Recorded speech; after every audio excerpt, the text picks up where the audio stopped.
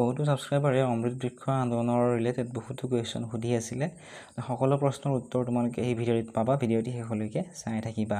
ইয়াতে প্ৰথমতে দিছে চোৱা অমৃত বৃক্ষ আন্দোলন 2024ৰ উল্লেখযোগ্য বৈশিষ্ট্যসমূহ।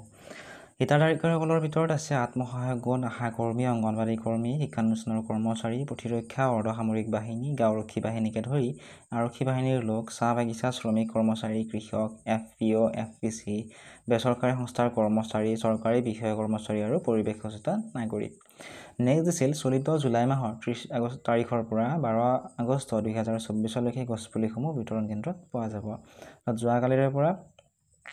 যোৱাকালি 30 জুলাই আছিলে, যোৱাকালিৰে পৰা 12 আগষ্টলৈকে গছপুলিসমূহ বিতৰণ কেন্দ্ৰত দি থকা হ'ব। তাৰ পৰা আপোনালোকে সংগ্ৰহ কৰি ল'ব লাগিব।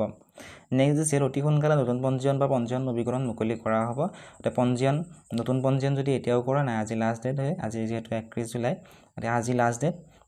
নতুন পঞ্জীয়ন বা পঞ্জীয়ন যদি আগতে কৰিছিলে যোৱা বছৰ, এতিয়া নৱীকৰণ কৰিব লাগিব। নৱীকৰণ কেনেদৰে কৰিব লাগে ইয়াৰ ভিডিঅ' যদিহে লাগে কমেণ্ট ছেকশ্যনত জনাবলৈ নাপাহৰিবা, মই তোমালোকক লিংকটো দি দিম। নেক্সট দিছে অমৃত বৃক্ষ আন্দোলন 2023ৰ বাবে পঞ্জীয়ন কৰা সকলো ব্যক্তি সংগঠনে তেওঁলোকৰ পঞ্জীয়ন নৱীকৰণ কৰিব লাগিব। আৰু যদি নৱীকৰণ নকৰে তেনেহ'লে হয়তো ইয়াৰে পইচা নাপাবও পাৰে। তাৰপিছত দিছে 2024 চনৰ 1 আগষ্টৰ পৰা 15 আগষ্টলৈ aba.assam.gov.in বা অমৃত বৃক্ষ আন্দোলন মোবাইল এপত গছপুলি ৰোপণৰ ফটো আপলোড কৰিব লাগিব।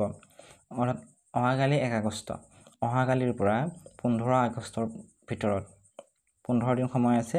ইয়াৰ ভিতৰত যিটো সেই বিতৰণ কেন্দ্ৰৰ পৰা গছপুলি আপোনালোকে আনিব, সেই গছপুলি ৰোপণ কৰা অৰ্থাৎ ৰোৱা ফটোটো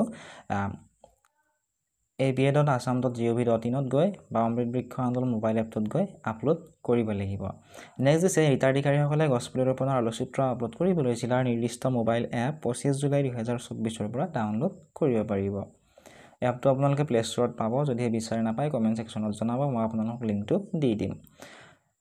তাৰপিছত শেষত আছে নতুন পঞ্জীয়ন বা পঞ্জীয়ন নৱীকৰণ অহা 31 জুলাই 2024লৈকে খোলা থাকিব। গতিকে আজি 31 তাৰিখ, আজি লাষ্ট ডেট।